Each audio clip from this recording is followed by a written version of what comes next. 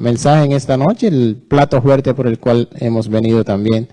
Vamos a escuchar a nuestro hermano Miguel, y escuchar la palabra que el Señor ha puesto en su corazón y en su boca. Padre Celestial, gracias te damos, Señor, una vez más. Te pedimos, Padre Señor, que seas tú bendiciendo esta palabra, este mensaje, Señor, que traes en boca de mi hermano, Señor, que nos dé mucha sabiduría, que nos ayude a crecer, Padre, espiritualmente, Señor, y que podamos también entender, Padre. Te pido, Señor, que Él entregue un mensaje sencillo, Señor, y que sea entendible para todo aquel que lo escuche en esta noche, Padre. Gracias te doy, Señor, por el tiempo que Él dispone, Padre, para trabajar en tu obra, Señor. Te pido que tú lo bendigas, su hogar, Padre, su familia, Señor, y que esté siempre alrededor de Él, Padre. En el nombre de tu Hijo amado Jesucristo. Amén y amén.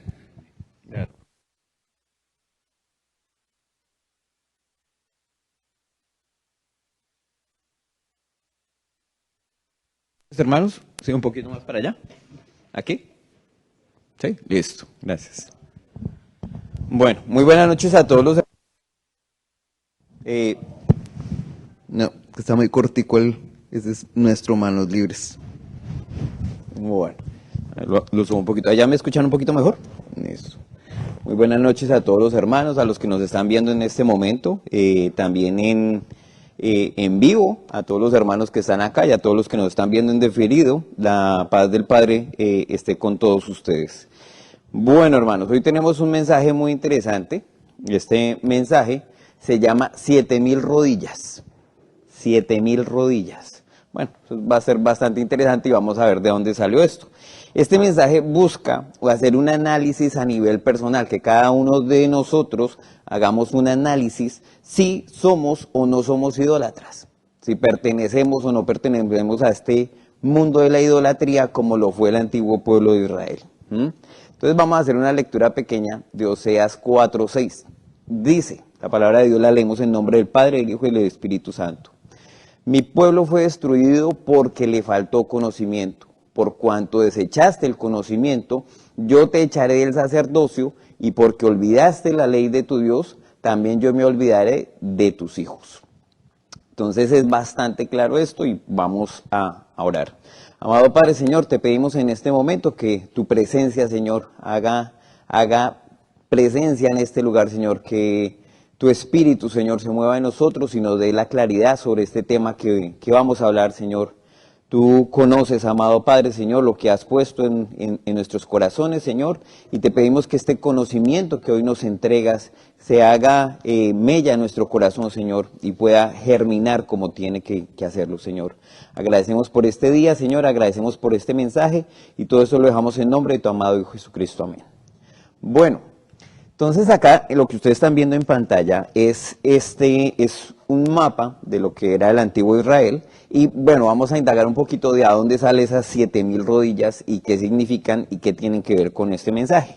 Ahí ustedes ven 3 mapas del mismo sector. Uno era cuando llegaron las 12 tribus y se distribuyeron esta tierra de Canaán. Después cuando se convirtió en este reino unificado. Y después del reino unificado cuando se dividió en 2. En el reino del norte y en el reino del sur. Vamos hoy hasta la vez pasada estuvimos hablando de Ezequías. Ezequías era un rey del sur, estuvimos hablando un poquito de Isaías, también profeta del sur. Hoy nos vamos a ir a la parte norte. Vamos a estar hablando un poquito de uno de los profetas, que era Elías. Entonces él profetizaba para esta zona.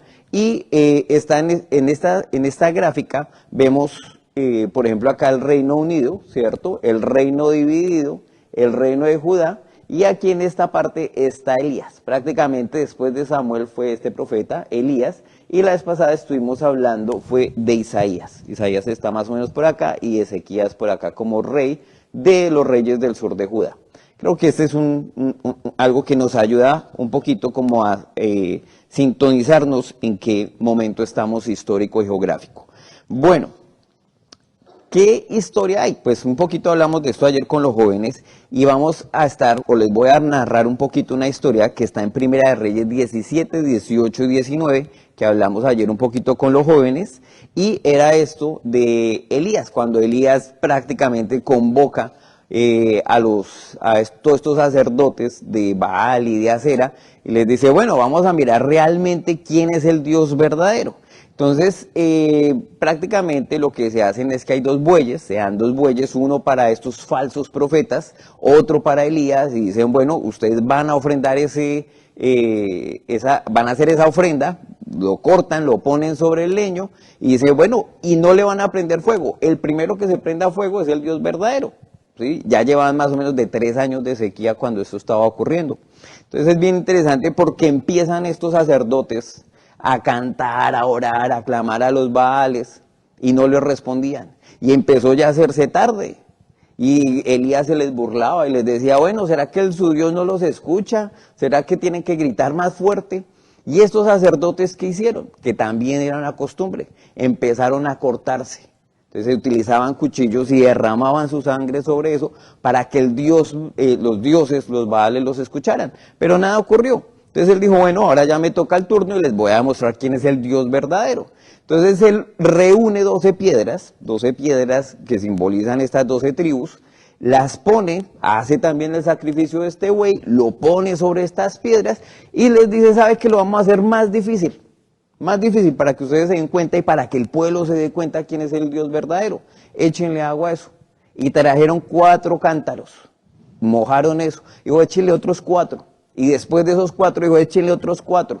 Y pues vamos a hacerlo más difícil, hagamos una zanja y llenemos todo esto de agua.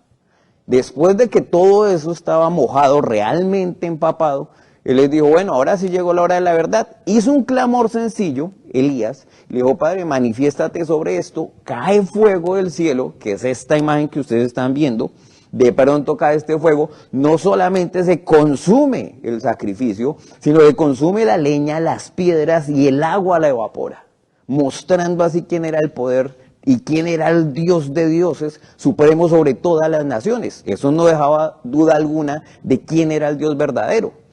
En Primera de Reyes 18, 39, 40, leemos lo que sucedió después. Dice, viéndolo todo el pueblo, se postraron y dijeron, Jehová es el Dios, Jehová es el Dios. Entonces Elías les dijo, prended a los profetas de Baal para que no escape ninguno. Y ellos los prendieron y los llevó Elías al arroyo de Sison y allí los degolló. Entonces de estos 800, más o menos 450 fueron los que fueron muertos. Entonces vemos acá que aquí empieza prácticamente una guerra. Uno podría decir, uy, aquí terminó. No, de hecho ahí empezó, porque cuando vamos más adelante en la lectura, en Primera de Reyes 19, 1, 3, nos damos cuenta de la persecución de Jezabel. Jezabel era la esposa de este rey y era quien manipulaba al rey. Y le dijo, entonces vamos a perseguir a este hombre.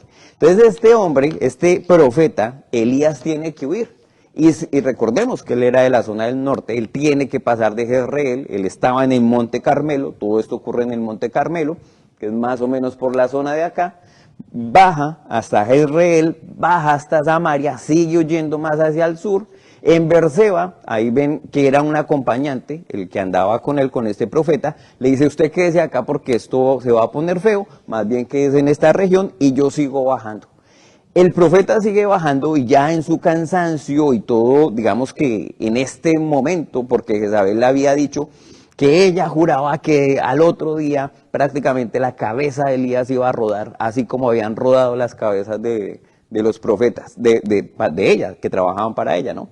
Entonces él queda exhausto, ¿sí? Muy cansado, y él hace un clamor al Padre como, mejor quítame la vida, yo no soy mejor que mis padres, yo quién soy para como soportar todo esto. Entonces él cae cansado y el Padre, su misericordia, manda un ángel y le manda comida. Y le dice, bueno, despiértese mi hijo porque esto hasta ahorita empieza, váyase y empiece a caminar. Y con la comida que le dieron, caminó 40 días y 40 noches. Y ahí está todo el tránsito en este mapa hasta el monte Oreb. Bajó y bajó y bajó, siguió más hacia el sur, llegó allá.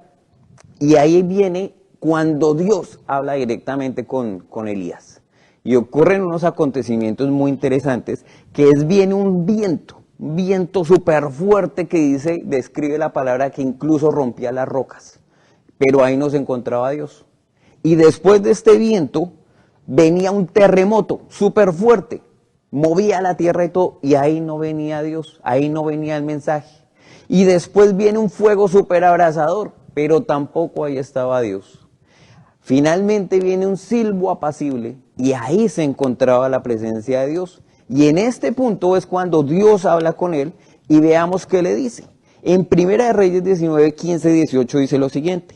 Y le dijo Jehová, ve, vuélvete por tu camino por el desierto de Damasco y llegarás y ungirás a Hazael por rey de Siria. A Jehú, hijo de Nimsi, ungirás por rey sobre Israel. Y a Eliseo, hijo de Safat, de Abel Meolá, ungirás para que sea profeta en tu lugar. Y el que escapare de la espada de Hazael, Jehú lo matará. Y el que escapare de la espada de Jehú, Eliseo lo matará. Y yo haré que queden en Israel 7,000 cuyas rodillas no se doblaron ante Baal y cuyas bocas no le besaron. Eso era algo muy común en los dioses paganos, arrodillarse ante los dioses paganos y besarlos todo el tiempo. Entonces, ¿esto quién lo dijo? Lo dijo el mismo Dios. El mismo Dios dijo que iba solamente a dejar 7,000 hombres, 7,000 rodillas que no se habían hincado. Entonces, vemos aquí que esto es algo supremamente importante, que incluso en el estudio, en los que están asistiendo al estudio de Romanos, vemos que incluso el mismo Pablo en Romanos 11 lo nombra. Y dice, pero ¿qué dice la divina respuesta? Me he reservado 7,000 hombres que no han doblado la rodilla delante de Baal. Así también, aún en este tiempo, ha quedado un remanente escogido por gracia. Y si por gracia, ya no es por obras. De otra manera, la gracia ya no es gracia, y si por obras, ya no es gracia. De otra manera, la obra ya no es obra. De esta parte, ahí está subrayado lo más importante que quiero que ustedes vean, y es que Pablo estaba diciendo que incluso para la época del Imperio Romano, el Padre iba a hacer algo similar. Iba a dejar 7,000 rodillas que no se doblaran ante los Baales que existían de esa época o ante los sistemas paganos que se habían incorporado y que se habían infiltrado en la iglesia de la época. Recordemos que Jesucristo muy claro les decía que su casa debía ser casa de oración, pero que ellos la habían convertido ¿de qué? En una cueva de ladrones. Entonces, como les estaba diciendo, no es la primera vez que pasaba algo como esto, de dejar algo como un remanente. Recordemos que incluso en el desierto, cuando ellos salieron y que empezaron a hacer la vaca para decir, bueno, traigan aquí los arcillos que vamos a hacer un becerro de oro, eso era hasta recién saliditos de Egipto, cuando pasó esto, empezaron, digamos que a traer esos arcillos y eso, un pueblo, digamos que una gran parte del pueblo lo hizo, ¿cierto? Pero otro pueblo, otra parte de este pueblo dijo, no, esto como que no está bien. Y aquí fueron probados. Y recordemos que la palabra dice que murieron aproximadamente 3,000 por este hecho. Otro ejemplo de esto, de quienes se arrodillaban y de quienes no, fue este. Muchos sabrán esta historia de Nabucodonosor, ya con los jóvenes la hemos visto bastante, cuando él les dice a estos 3 jóvenes, ¿cierto? Y les dice a todo el pueblo que todos se tenían que arrodillar ante esta escultura de oro, en el momento en el que sonaran todos los instrumentos. Y sonaron los instrumentos y todos se arrodillaron, menos estos 3, Sadrach, Mesach y Abednego, y lógico, Daniel, que estaría por ahí. Entonces nos damos cuenta cómo eran rodillas que no se doblaban ante los Baales, e incluso esos 3 muchachos, ¿ustedes recuerdan cuál era la pena por no arrodillarse? Pena de muerte. ¿En dónde? En un horno. Y esos muchachos no lo hicieron ante eso, ¿sí? Incluido con esa amenaza. Y vemos, por ejemplo, otro ejemplo de lo que era ser firme, de lo que era no doblar la rodilla ante estos Baales.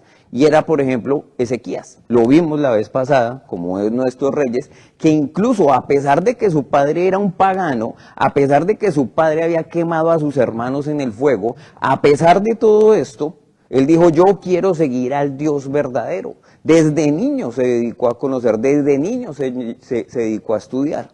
Y cuando ya fue medianamente un adulto joven, porque empezó a reinar muy joven, dijo, lo primero que tenemos que hacer es romper todos estos ídolos. Entonces, la pregunta que yo les hago, hermanos, es lo siguiente. ¿Qué hizo que este pueblo, salidos de Egipto, no se arrodillaran ante este becerro de oro? O algunos. ¿Qué hizo que estos jóvenes, ¿sí?, que estaban con esta orden de que si no lo hacían iban a ser asesinados, no se arrodillaron ante la estatua de Nabucodonosor? ¿Qué hizo, cierto, que Ezequías se mantuviese firme? en lo que él creía y en lo que él había estudiado. ¿Qué fue lo que hizo que eso pasase? Y la respuesta es muy sencilla y ya la leímos en Oseas 4:6. Mi pueblo fue destruido porque le faltó conocimiento. Entonces, ¿qué era lo que ellos se aferraban? Al conocimiento que Dios les había entregado. ¿Qué conocimiento? Pues la instrucción de la palabra, que era muy clara en lo que era y en lo que no era Dios. Era bastante clara. Entonces, por ejemplo, estos jóvenes que leían, este Ezequías siendo niño que leía, este pueblo en que se instruyó, en cosas, por ejemplo, como esto, como Éxodo 23:6, que es parte de los 10 mandamientos. No tendrás dioses ajenos delante de mí, no te harás imagen ni ninguna semejanza de lo que esté arriba en el cielo, ni abajo en la tierra, ni en las aguas debajo de la tierra. No te inclinarás a ellas, ni las honrarás.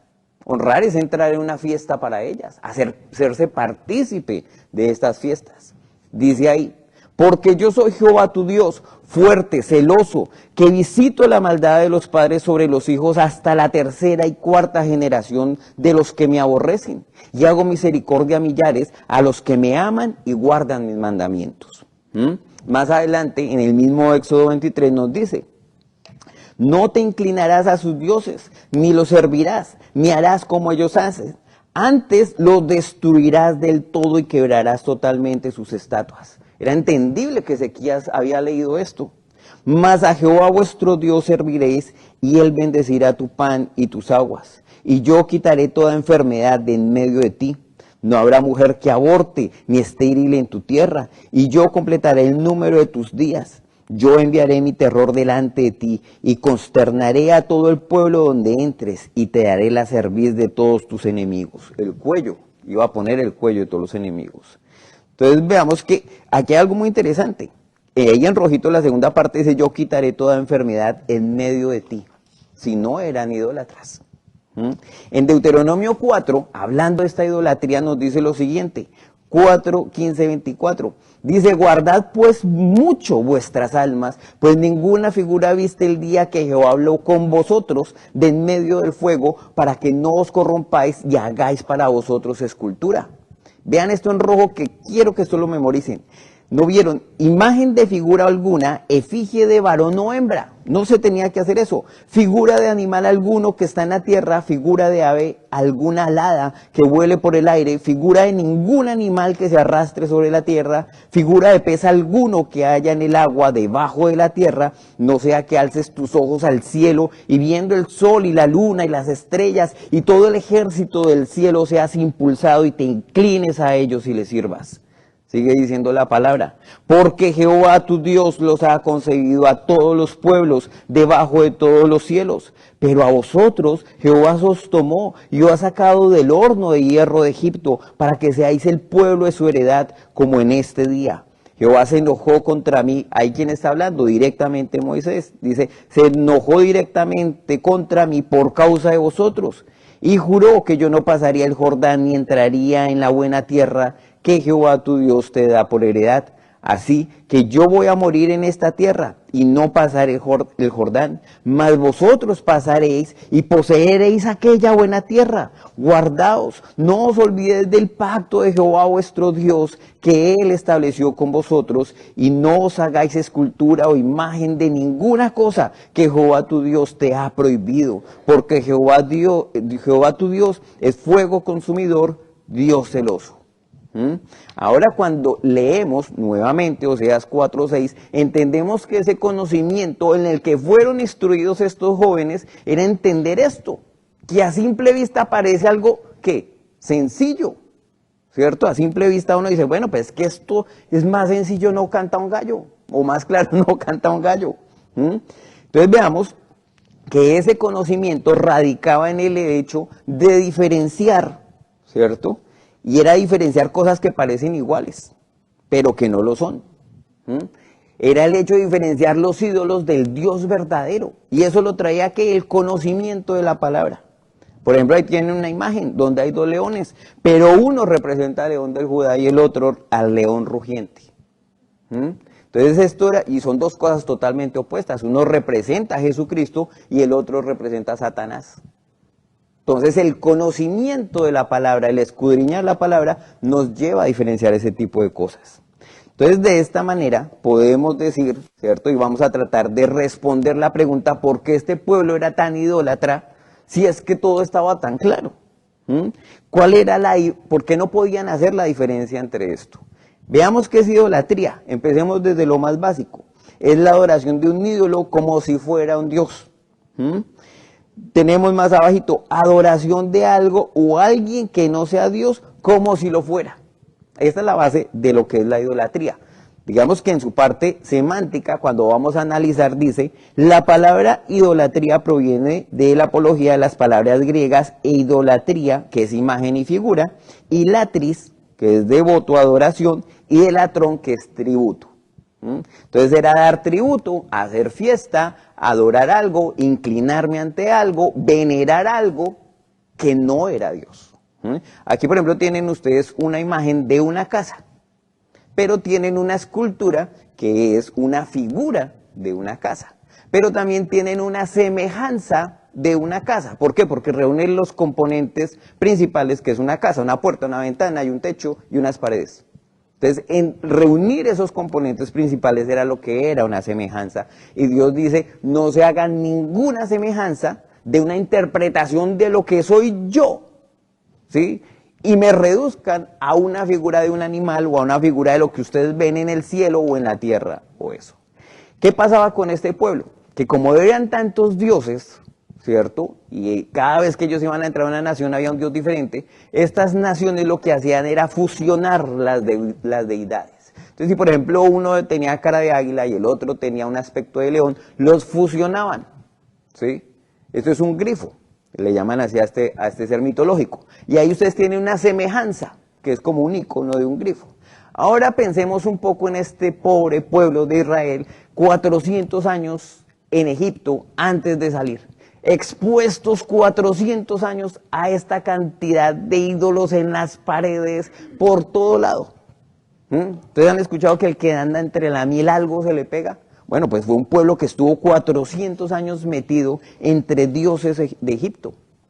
Y esos no serán pocos. Hay más de 40 dioses. Ahí se resaltan algunos. Por ejemplo, está Re, está Isis, está Osiris, está Tot, está Horus. Lo que es Isis, Osiris y Horus, ¿sí? Que son estos tres de acá, era prácticamente lo que se conocía como esta tríada egipcia, que era papá, mamá e hijo. Y todos ellos pues adoraban esto. ¿Por qué? Porque habían pasado 400 años posiblemente en el que el mismo Dios no se había comunicado con este pueblo. Entonces, estas imágenes, estas semejanzas, estos símbolos, estas deidades o estos ídolos, era el pan de todos los días de este pueblo de Israel. Ver esto, creer en esto, confiar en esto. Entonces el corazón de estos israelitas estaba dividido, mientras un pueblo, en el momento en el que atravesaban este mar, ¿sí?, que era este bautizo y atravesaban y salían hacia el desierto para finalmente poder algún día llegar a esta tierra prometida, que fueron 40 años, mientras unos salían con el corazón dispuesto a decir, yo quiero seguir a Dios, al Dios verdadero, otros tenían adentro a Egipto. Habían salido de Egipto, pero Egipto y sus dioses no habían salido de sus corazones. Entonces de esta manera el pueblo sale, el pueblo atraviesa, el pueblo llega al desierto. Ahí ustedes ven un mapa donde es el recorrido que ellos se supone que debieron de haberlo hecho en un mes, pero que estuvieron 40 años por desobedientes ahí metidos.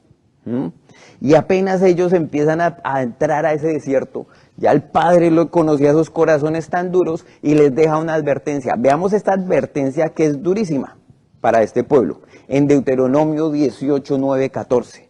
Como si lo que ya se hubiese escrito no fuese suficiente, les dice, cuando entres en la tierra que Jehová tu Dios te da, o sea, ustedes han salido de Egipto, cuando lleguen a esta tierra que ustedes se van a repartir, es lo que Dios está diciendo, no aprendas a hacer según las abominaciones de aquellas naciones. No se ha hallado en ti quien haga pasar a su hijo o a su hija por el fuego, ni quien practique adivinación, ni agorero, ni sortílego, ni hechicero, ni encantador, ni adivino, ni mago, ni quien consulte los muertos. porque es abominación para con Jehová cualquiera que hace estas cosas, y por estas abominaciones Jehová tu Dios echa estas naciones delante de ti. Perfecto serás delante de Jehová tu Dios, porque estas naciones que vas a heredar, a agoreros y adivinos oyen, mas a ti no te ha permitido esto Jehová tu Dios. Era claro, él les está diciendo, yo los voy a salir, como hay un dicho allá en Colombia que dice, salieron de Guatemala y llegaron a Guatepeor. ¿Por qué? Porque habían salido de Egipto, donde había una gran cantidad de dioses, pero las tierras donde iban a llegar no es que fueran una maravilla, habían incluso dioses peores. Y Dios ya les está haciendo esta advertencia. En el mismo desierto le está diciendo, cuidado, porque van a llegar a unos lugares donde son peores de idólatras.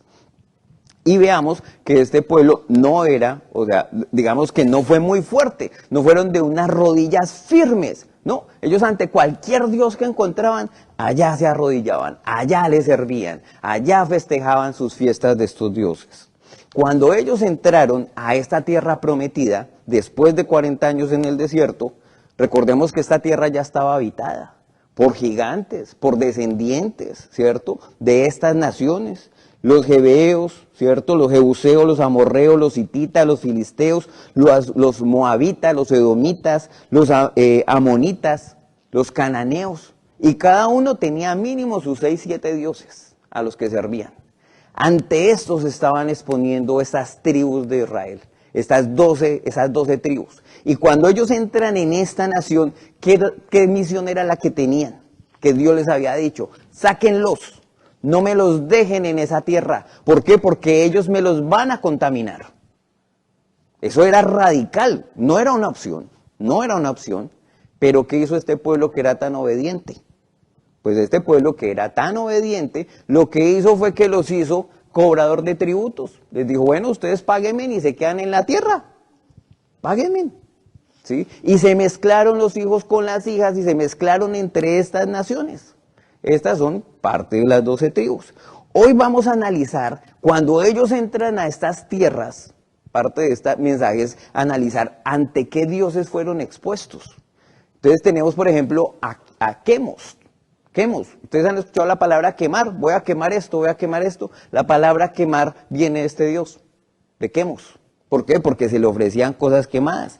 Quemos el subyugador, era dios nacional de los moabitas y los amonitas. Se dice que los ritos que involucran a este dios también son crueles y pueden haber involucrado sacrificios humanos. Salomón erigió un altar a Quemos en el sur del Monte de los Olivos, en las afueras de Jerusalén, en la colina de la corrupción, Segunda de Reyes 23:13. Veamos que este Quemos, vean cómo perduró en la historia incluso hasta la época de Salomón. Otro dios, este es el primer dios, el segundo dios que tenemos es Dagón. Veamos quién es Dagón. Este dios era de los filisteos. Tenía el cuerpo de un pez y una cabeza y manos humanas en sus estatuas. Dagón era un dios del agua y del grano. Sansón, el juez hebreo, murió en el templo de Dagón. ¿Se han escuchado esa historia? A ese templo que se cayó era el templo de Dagón. Los filisteos capturaron al arca del pacto y la colocaron en su templo junto a Dagón. Al día siguiente la estatua de Dagón fue derribada al suelo. Misteriosamente, ¡pum!, se cayó frente al arca del pacto. Estos filisteos vuelven y la ponen derecha. Digo, ¿qué pasó? Vuelve y se cae y se rompe. En esta también, cuando se habla de Dagón, dice, los filisteos colgaron la cabeza cortada en el templo de Dagón, ¿cierto?, de Saúl. Este es Dagón. Esta es una representación pictórica actual de lo que era Dagón y de lo que pasaba en este templo, cuando trajeron y se habían robado el arca de los israelitas.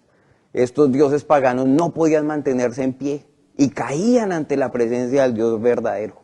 ¿Quién era este dios? El dios Dagón. Ahí lo habla, que las representaciones eran una mitad pez y mitad humano, con un gorrito que le llamamos tiara. Ese gorrito redondo es una tiara, y lo que ustedes ven al lado era un sacerdote dagónico. El sacerdote dagónico se vestía como un pez, porque era un sacerdote, y andaba con un cosito con agua, bendiciendo, entre comillas, cosechas y cosas por el estilo. Todo esto eran prácticas paganas. Entonces esto se mantuvo a través de la época. Algunos reconocerán ese gorrito, esa tiara que ven ahí, y quienes las utilizan. Y quienes se convertirían futuramente en los sacerdotes dagónicos. Por eso, ya ustedes van a revisar en algunas religiones, algunos de estos que se hacen llamar sacerdotes tienen este tipo de mitras. De ahí viene el origen.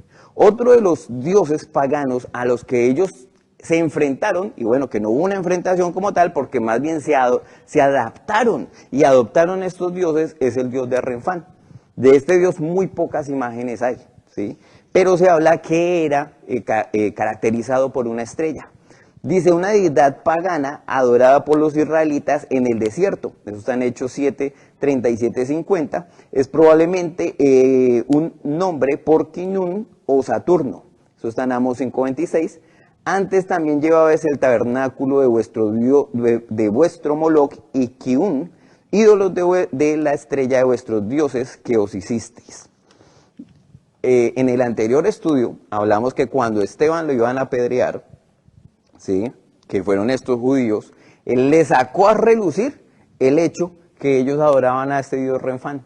Digo, ustedes, sus antepasados, los que seguían en el desierto a esa estrella y a este dios Renfán. Eso era otro dios en el cual cuando ellos llegaron a estas tierras lo adoptaron. Otro dios y uno de los, digamos que más importantes y más antiguos, incluso en la arqueología, es Nimrod. ¿Se acuerdan cuando estábamos hablando de Sennacherib? El rey que estaba persiguiendo y que quería entrar a Judá. Bueno, de él sí se acuerdan. Sennacherib, en el momento en el que estaba orándole a su dios Nimrod, entraron sus dos hijos y lo asesinaron. ¿Sí se acuerdan de esa historia? Bueno, ese es el Nimrod del cual estaba hablando la palabra. Dice, adorado por los cananeos y sumerios, es un personaje bíblico descrito como hijo de Cush, hijo de Cam, quien era hijo de Noé, según el libro de Génesis. Era rey de la tierra de Sinar en Mesopotamia, y Nemrod, que también es otro nombre que se le conoce, fue vigoroso cazador delante de Jehová. Eso está en Génesis 10:9. Lo relacionan con la historia de la bíblica de las Torres de Babel y con Abraham. A partir de aquí se difundió su imagen como el arquetipo del monarca rebelde a los mandatos divinos y modelo de despotismo. Fue un hombre real que fue deidado. ¿Qué era deidado? Que cuando yo moría ya me convertía en una deidad, en un dios. Entonces por eso le ponían atributos como las alas y cosas por el estilo, porque aunque era un dios, la nación lo deidaba. Entonces vemos como uno de los atributos que se le ponían a Nimrod era la inmortalidad. Entonces la inmortalidad la relacionaban con ¿qué? Con el pino. Los que están recién llegados se dan cuenta que todos los árboles están muriendo menos que los pinos. Porque los pinos, digamos que biológicamente, tienen su forma de sobrevivir en los inviernos. Pero esto era una forma de demostrar que algo era inmortal. Y como siempre le he dicho a los jóvenes, no es que los pinos sean malos, no que los gatos sean malos, no que los murciélagos sean malos. Los hombres en su idolatría hacen que esas cosas se conviertan en símbolos de adoración. Entonces, este era Nimrod. Este Nimrod era adorado a través de este pino y se conoce también como el árbol frondoso. No vamos a nombrar no vamos a leer todas las citas porque son muchas acerca donde Dios resalta que está en desacuerdo que se hagan adoraciones a los árboles frondosos. Pero vamos a nombrarles algunas. Deuteronomio 12, de 2 al 4. Veamos que esto es lo que el Padre está diciendo. Solamente voy a leer este y les voy a mostrar el resto. Destruiréis enteramente todos los lugares donde las naciones que vosotros heredasteis sirvieron a sus dioses, sobre los montes altos y sobre los collados y debajo de todo árbol frondoso. Entonces veamos que se hace una referencia que se hacían prácticas paganas con estos árboles o debajo de estos árboles, incluso se sacrificaban niños. Segunda de Reyes 16:4 también nos habla de esto. Jeremías 2:20 nos habla del árbol frondoso. Jeremías 3:6 nos habla del árbol frondoso. Ezequiel 20:28 nos habla del árbol frondoso. Segunda de Reyes 17:10 nos habla de este árbol frondoso. Segunda de Crónicas 28:4 nos habla del árbol frondoso. ¿Eran símbolos de qué? De la inmortalidad de Nimrod o de su esposa Acera. En Isaías también encontramos esto, ¿sí? 57:5-7, que hablaba del árbol frondoso y de las prácticas que se hacían como los sacrificios para este árbol.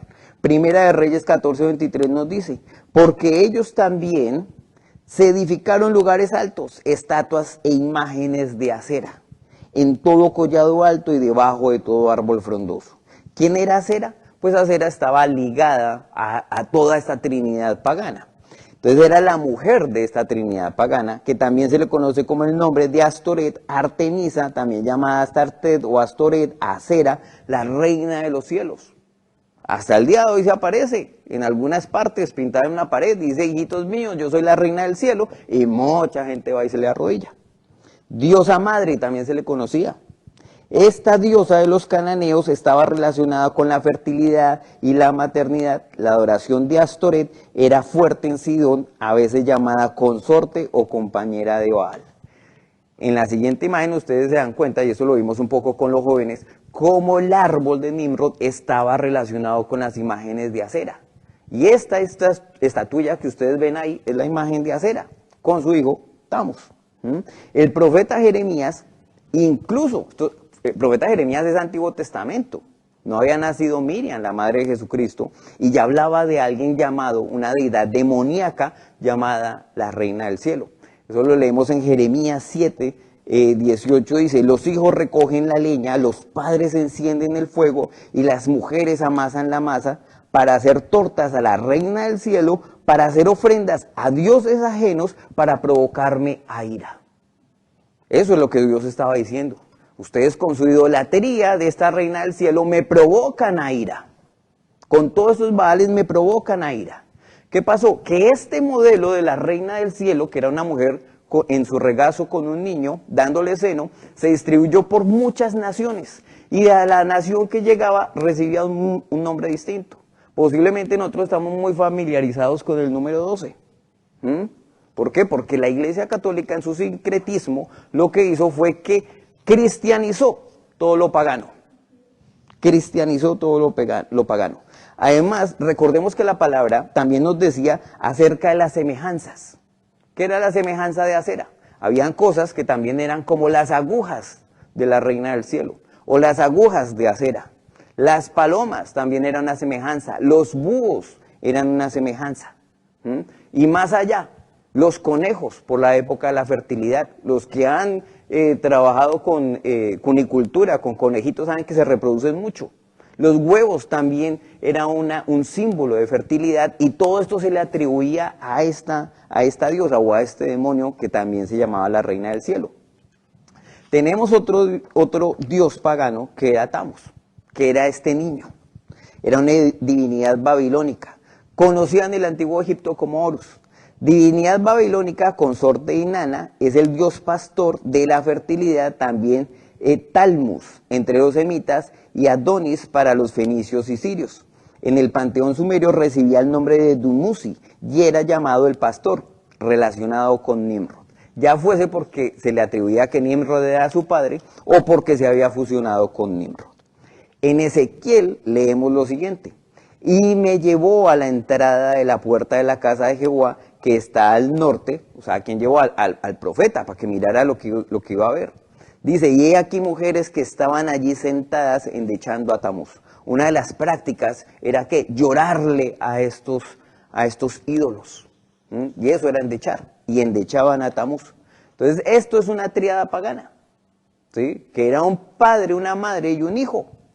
¿Sí? Ya se llamasen Acera, Tamuz, o Nimrod, o Osiris, Horus e Isis, o el nombre que la región le quisiese poner. Y ante este tipo de cosas era que los israelitas se arrodillaban, porque brillaban, porque eran de oro, porque eran bonitos, porque decían que tenían poderes, porque el resto de las naciones lo hacían. Tenemos también uno de los principales, y el último, el que vamos a hablar, es Baal. Dice, Baal, a veces llamado Beel, era el dios supremo entre los cananeos, adorados en muchas formas, pero a menudo como dios del sol, un dios de la tormenta. Era un dios de la fertilidad y que supuestamente hizo que la tierra diera frutos y las mujeres tuvieran hijos.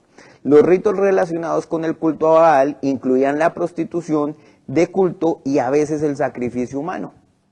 Un famoso enfrentamiento ocurrió entre los profetas de Baal y Elías en el monte Carmelo. Adorar a Baal fue una tentación recurrente para los israelitas, como se señala en el libro de los jueces. Diferentes regiones rindieron homenaje a su propia variedad local de Baal. Aquí tenemos tres diferencias: Baal Berit, que era ese Baal del pacto; Baal Zebub, que era el señor de las moscas; Baal Peor, que era el señor de la puerta. Entonces, lo que le quisieran poner y con lo que lo quisieran fusionar, bienvenido era. Entonces, este pueblo era débil de rodillas, porque al muñeco que le pusieran, a la fiesta que le pusieran, en esa participaba y a eso se arrodillaba. Y hacían incluso pasar a sus hijos por el fuego. Este es una representación pictórica de lo que era un Baal. Le entregaban estos niños, posiblemente recién nacidos, para ser puestos en este personaje, en este ídolo de metal, donde se los entregaban. Algunos tenían la boca abierta, había fuego, aquí vemos cómo estaban poniendo fuego en la parte de abajo, y eran quemados vivos estos niños. Eso era hacer pasar sus hijos por fuego. Y Dios les decía, yo no quiero que ustedes, padres, hagan pasar a sus hijos por este fuego. Estos eran los Baales. Entonces vemos cómo el pueblo de Israel, que era tan frágil de rodillas, ¿sí?, se inclinaba y adoptaba a todos estos dioses y todas estas fiestas. ¿Por qué? Porque nunca les fue suficiente el Dios verdadero, el Dios de Israel. Entonces vemos cómo todos estos que hemos nombrado tenían estos dioses. Cuando estos llegaron, claro, en la región que tuviesen el Dios, ese Dios aceptaban. Entonces, ¿qué pasa? Pues que Dios no los iba a dejar sin castigo. Y si algo habla la palabra, y si de algo habla la Biblia recurrentemente, es acerca de la idolatría y de lo peligroso que puede ser eso, de lo peligroso que puede ser participar en estas fiestas idolátricas. El castigo. Al reino del norte, ¿qué le pasó? Al reino del norte lo dispersaron hacia el norte, en Asiria, en Nínive y más allá. Deuteronomio 28 prácticamente dice, aquí está la sentencia de lo que yo les había dicho desde Génesis, que se los había advertido. Veamos que en Deuteronomio 28:36 dice, Jehová te llevará a ti y al rey que hubieses puesto sobre ti, a nación que no conociste ni tú ni tus padres, y allá servirás a dioses ajenos, al palo y a la piedra. Hermanos, todavía hay naciones que le sirven al palo y a la piedra, muchos, y al yeso, bastantes. ¿Qué le pasó al reino del sur? El reino del sur corrió con la misma suerte, 100 años después de que fueron exiliados los del norte, corrió la misma suerte hacia Babilonia. Y allá el Padre les tuvo misericordia porque estuvieron solamente allá 70 años. 70 años y después regresaron estos. Pero algunos, no todos, ¿sí?, regresaron con prácticas aún más oscuras. Yo no sé cuántos de ustedes han escuchado acerca de la Mara Salvatrucha, ¿cierto? Un flagelo que tuvo el Salvador, muy fuerte, y que prácticamente cuando agarraban un marero de esos y lo metían en la cárcel se le convertía en una universidad, y cuando era soltado salía peor. Ahora imagínense, en un pueblo que era tan frágil de rodillas, lo meten a Babilonia, donde era la cuna de las deidades más asquerosas que se podían encontrar, de las magias, de las hechicerías. ¿Cómo saldría este pueblo? Algunos con sus rodillas firmes, algunos con sus rodillas débiles, porque posiblemente para algunos el castigo sí sirvió, pero para otros no. Entonces, de este lugar, de Babilonia, a estos ídolos, ¿qué le tenemos que sumar? Le tenemos que sumar otros dioses, fiestas, magias, nuevas tradiciones de hombres, astrología, hechicería. Y ese impacto lo vemos hasta el día de hoy en el pueblo, ¿cierto? En estos pueblos lo vemos hasta el día de hoy. Cómo se metió y se mezcló lo santo con lo profano. Por ejemplo, nosotros leemos que es la Pascua para el Señor. En la Biblia está completamente clarito. ¿Qué simboliza? Que es el sacrificio de Jesucristo. Lo que era pintar los dinteles de la puerta con la sangre para cuando llegara el ángel de la muerte y se llevara a los primogénitos. Todo era una representación de Jesucristo. ¿Qué hace ahorita este pueblo? Un pueblo, si ustedes se dan cuenta, le pone el nombre de Tamuz a sus meses. Esto es el calendario hebreo actual. Tamuz. Hombre, luego no se supone que deberían estarle huyendo a eso. De ahí salen elementos como este. La estrella de David. No, señores, muéstreme la primera parte donde hable en la Biblia que David tenía una estrella. No, señores. Y eso confunde a la gente. Esto es la estrella de Renfán. De aquí salió magia, Talmud, interpretaciones de la palabra. que era con lo que Jesucristo tanto peleaba con los fariseos, porque ellos habían incorporado tradiciones de hombres a lo que realmente era la instrucción divina de Dios. Ahora a esto sumémosle el imperio griego, que traería a sus dioses griegos, y al imperio romano, el cual traería este reciclaje de dioses. Y dentro de estos dioses griegos y romanos, Helios, el dios del sol invicto. Se le celebra el día del 25 de diciembre. Y ahora en esta sopa idolátrica, veamos que cuando fueron esparcidos, se llevaron todos estos dioses, todas estas fiestas para Europa y para donde finalmente los romanos los esparcieron. Jeremías 10, 3 al 5 nos dice: porque las costumbres de los pueblos son vanidad, porque el leño del bosque cortaron, obra de manos de artífice con buril, con plata y oro lo adornan, con clavos y martillo lo afirman, para que no se mueva. Derechos están como palmera y no hablan, son llevados porque no pueden andar. No tengáis temor de ellos, porque ni pueden hacer mal, ni para hacer bien tienen poder. Pero ¿se acuerdan que todos estos dioses venían acompañados de fiestas y de forma en que los pueblos los adoraban? Estas son las tradiciones de origen pagano. Y ayer con los muchachos estuvimos precisamente hablando de esta. ¿Sí? ¿Qué es lo que ahorita se conoce como Halloween? ¿Sí? Muy interesante la charla. Todo el origen de los celtas, todo el origen de los disfraces, todo el origen de las calabazas. Y vemos cómo eso es totalmente satánico y demoníaco, que lo hacen pasar por inocente. Y los que no conocen a su Dios caen en ese tipo de trucos. Los que no conocen a su Dios, que son de rodillas frágiles, se doblan ante eso. Otra cosa es la fiesta del árbol frondoso. ¿Qué es esto? Pues sencillamente que había una fiesta romana de dioses paganos que era la Saturnalia. Se había mezclado ¿con qué? Con el día del sol invicto, que era el 25 de diciembre. Entonces se le rendía tributo a Saturno en una gran fiesta donde se hacían banquetes, se daba mucha comida y se daban regalos. ¿Se les parece alguna celebración eso? ¿Sí? Pinos, druidas, vestidos de rojo, celebraciones. Nos arrodillamos ante eso todavía, hermanos. Todavía estamos en eso. Y criticando al pueblo antiguo de Israel por lo frágiles que fueron.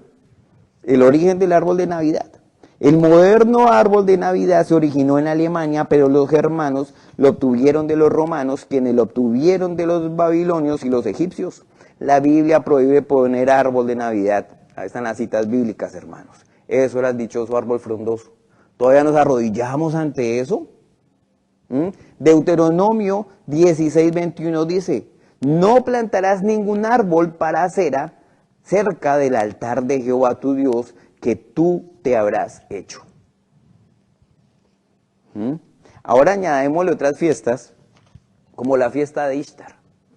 Y los que están recién llegaditos, aquí se van a dar cuenta cómo son de importantes esas fiestas para estos pueblos. Y todo es conejos, y todo es huevos, y todo es fertilidad, y tienen el descaro de llamarlo Pascua, de utilizar un nombre sagrado que representa a Jesucristo para su paganería. Las Lupercalias, o lo que acá se conoce como San Valentín, también una fiesta de origen pagano, que muchos se les dobla la rodilla ante eso, y empiezan a correr detrás de las novias y de los novios, y a regalar, y a obsequiar, y a hacer, y a deshacer. Todavía somos de rodillas frágiles haciéndonos llamar cristianos. Segunda de Corintios 6, 14 y 18 nos dice: no os unáis en yugo desigual con los incrédulos, porque ¿qué compañerismo tiene la justicia con la injusticia? ¿Y qué comunión la luz con las tinieblas? ¿Y qué concordia Cristo con Belial? Ahí no hay nada que concordie. Dice: ¿o qué parte el creyente con el incrédulo? ¿Y qué acuerdo hay entre el templo de Dios y los ídolos? Porque vosotros sois el templo de Dios viviente. Como Dios dijo: habitaré y andaré entre ellos y seré su Dios, y ellos serán mi pueblo. Por lo cual salid de en medio de ellos y apartaos, dice el Señor, y no toquéis lo inmundo, y yo os recibiré. y seré para vosotros por padre, y vosotros me seréis hijos e hijas, dice el Señor Todopoderoso. En Efesios 5, 6, 11 nos dice, nadie os engañes con palabras vanas. Ay, es que esto es inocente, es que eso es por los niños, es que yo lo hago por los regalitos, es que yo no me disfrazo de un diablo sino de Jesús. ¿Sí? ¿Qué está diciendo? Nadie os engañe con palabras vanas, porque por estas cosas viene la ira de Dios sobre los hijos de desobediencia. No seáis pues partícipes con ellos, porque en otro tiempo eras tinieblas. ¿En qué tiempo éramos tinieblas? Cuando no teníamos ni la misericordia, ni el amor, ni el conocimiento de Cristo. Ya lo tenemos, hermano, ya lo tenemos, no podemos ser de rodilla frágil. Dice el 8, porque en otro tiempo eras tinieblas, mas ahora soy luz en el Señor, andad como hijos de luz, porque el fruto del Espíritu es toda bondad, justicia y verdad, comprobando lo que es agradable al Señor, y no participéis en las obras infructuosas de las tinieblas, sino más bien reprenderlas. Nuestro trabajo, hermanos, no solamente es quedarnos callados y decir no participo, sino al que esté participando, decirle, hermano, hermana, o si ni siquiera es hermano, venga que le voy a contar algo y posiblemente el Padre tenga misericordia con usted y le abra los ojos como me los ha abierto a mí. ¿Por qué? Porque esas obras que hay que reprender tienen que llamarse malas. A lo malo nosotros tenemos la misión de llamarle malo y a lo pagano, pagano. Nosotros no podemos estar cristianizando las cosas paganas o estar haciéndonos partícipes de eso. ¿Se acuerdan con qué empezamos? Empezamos con Oseas 4:6. Mi pueblo fue destruido porque le faltó conocimiento. Hoy, hermanos, a los que no sabían esto, a los que se están desayunando con esto, a los que nos están viendo, hoy el Padre ha decidido entregarles en su espíritu este conocimiento. Ahora, ¿lo vamos a desechar o vamos a tomar acción sobre esto y no vamos a seguir inclinando nuestras rodillas ante esto? Sigue diciendo Oseas 4:6. Por cuanto desechaste el conocimiento, yo te echaré del sacerdocio. Porque olvidaste la ley de tu Dios, también yo me olvidaré de tus hijos. Hermanos, si usted quiere hacerlo por sus hijos, hágalo hoy. Y deje de participar en eso y deje de hacer pasar a sus hijos por el fuego. En toda esta historia, hermano, que ya estamos terminando, ¿qué tipo de rodillas somos? Esa es la pregunta que nos tenemos que hacer. ¿Qué tipo de rodillas somos? ¿Somos todavía la que se inclinan ante estos becerros de oro? ¿Sí? ¿O ante esas tradiciones de hombres? ¿Qué tipo de rodilla tenemos? ¿Los que doblan las rodillas ante las cosas que no son Dios porque parecen ser Dios? ¿Qué rodilla tenemos? Como una rodilla de estos muchachos firme, que incluso ante la amenaza de la muerte no se arrodillaron. Sadrach, Mesach, Abednego y Daniel no se arrodillaron. Que incluso esto es que los vamos a meter al horno. No me arrodillo ante eso. Rodillas firmes como la de Ezequías, que decidió seguir al Dios real, pese a que su papá era un idólatra, y hizo lo correcto y fueron rodillas firmes. ¿Qué tipo de rodilla tenemos, hermanos? ¿Somos de esos 7,000? ¿Podemos decir que somos de esos 7,000 que Dios va a dejar? Número simbólico, ¿somos de esos 7,000 que Dios va a dejar? Porque no inclinamos nuestras rodillas, nuestras bocas nunca besaron este tipo de cosas. Corintios 2 nos da una esperanza. ¿Por qué? Porque el Padre dice, en mi misericordia les estoy diciendo, salgan, hay tiempo. Segunda de Corintios 6:17 nos dice, por eso también dice el Señor, salgan de en medio de ellos y apártese, no toquen nada impuro, entonces yo lo recibiré. Lo primero que tiene que haber de nosotros es el deseo de querer cambiar, hermanos, de que este tipo de fiestas, objetos, tradiciones, ídolos, semejanzas, no nos afecten y queramos dar el primer paso hacia atrás diciendo, no quiero más esto en mi vida. Quiero que Dios realmente actúe en mi vida y que Dios me muestre su poder a través de su palabra. 1 Corintios 10:21 dice, no pueden beber de la copa del Señor y a la vez de la copa de los demonios. Ni pueden participar de la mesa del Señor y a la vez de la mesa de los demonios. No se puede, hermano. Tenemos que definirnos como cuando este varón, Josué, tenía que llevar a este pueblo que era tan idólatra. Los habían sacado de Egipto, habían atravesado el desierto y ya estaban paraditos para entrar en el Jordán, a enfrentar todos estos dioses paganos. ¿Qué les dice este hombre, Josué? Uno de los valientes, de estos dos chicos valientes. En Josué 24:15 nos dice: y si mal os parece servir a Jehová, escogeos hoy a quién sirváis. Hoy escojan. Si a los dioses a quienes sirvieron vuestros padres cuando estuvieron al otro lado del río, o a los dioses de los amorreos en cuya tierra habitáis, ¿a quién les van a servir? Y dice este mismo Josué: pero yo y mi casa serviremos a Jehová. No es que es el Dios de mi abuelita. Es que yo cómo voy a hacer eso si es que son las tradiciones de mi familia. ¿Qué dice Josué? Escogeos hoy mismo. Escogeos hoy mismo a quién sirváis. Si a los dioses y a las tradiciones de sus abuelos o de sus familiares, a los que están llegando hoy acá, a las tradiciones y a los ídolos de estas naciones, o al Dios verdadero. No podemos estar bebiendo de dos copas. Hermanos, la invitación es clara, y para los que llegan, que no solamente son esta familia que se une a Monte Sinaí, sino hay mucha gente que se mueve en las naciones, que están llegando a Estados Unidos, que llegan a Canadá, que llegan posiblemente a Europa. Hay muchas familias y hay muchos cristianos que se dejan seducir por estas tradiciones y por estos ídolos. Hermanos, tenemos que orar para que haya fuerza en nuestras rodillas, para que el único ante el que nosotros nos arrodillemos y adoremos sea el Dios de la creación, al único y verdadero. Para Él sea toda la alabanza, el honor y la gloria. Oremos. Amado Padre, Señor, te agradecemos una vez más por este mensaje. Agradecemos, amado Padre, Señor, esta palabra es durísima, Señor, para muchos de nosotros. Sabemos, amado Padre, Señor, que hay muchas cosas que hemos dejado, pero sabemos que estamos en el proceso de dejar otras. Te pedimos, amado Padre, Señor, que tu Espíritu esté sobre nosotros, que podamos, Señor, rechazarlas de plano, Señor, que no nos volvamos idólatras, amado Padre, Señor. Nosotros sabemos que nuestro corazón está dispuesto a seguirte, Señor, pero a veces nuestros ojos, Señor, las tradiciones que hemos heredado, Señor, a veces son fuertes en nuestros sentidos.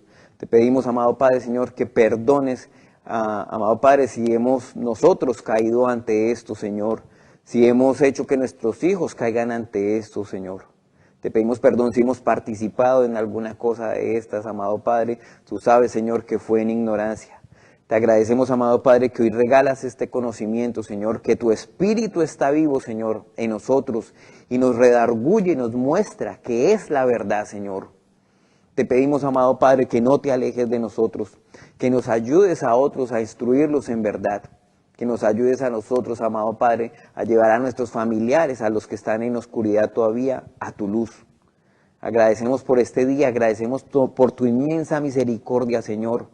Y siempre lo vamos a decir, porque sin merecerlo, Señor, estando en el lodo cenagoso, Señor, nos sacaste con tu blanca mano, Señor, y nos has vuelto parte de tu pueblo. Te pedimos, amado Padre, Señor, que no caigamos en los mismos errores del antiguo pueblo, Señor, que este sí sea un pueblo digno de ti, Señor, que este sea un pueblo que quiera escudriñar tu palabra, que quiera seguirte y que quiera aferrarse a esta roca fuerte. Agradecemos, Padre Santo, todo lo que nos entregas. Agradecemos estas familias, Señor, que han llegado. Te pido, Señor, amado Padre, que libres a estos jóvenes, Señor, de estos dardos, de estas fiestas, de estas tradiciones, Señor, que son fuertes para ellos en la época de su juventud. Te pido, amado Padre, Señor, que los unjas y que los vistas con tu armadura, para que estas acechanzas del enemigo no entren en sus ojos y en sus corazones. Agradecemos por estos padres, Señor, que han sido instruidos en tu verdad y entienden cuál es su misión. Agradecemos por estos abuelos, amado Padre, que pese, Señor, también de ser sido sacados de ese lodo cenagoso, Señor, los has puesto, Señor, como reyes y sacerdotes en sus familias, para instruir en verdad, Señor, a sus hijos y a sus nietos. Agradecemos, amado Padre, Señor, todo lo que nos das en este día, y todo esto lo dejamos en nombre de tu amado Hijo Jesucristo. Amén y amén. Muchas gracias, hermanos.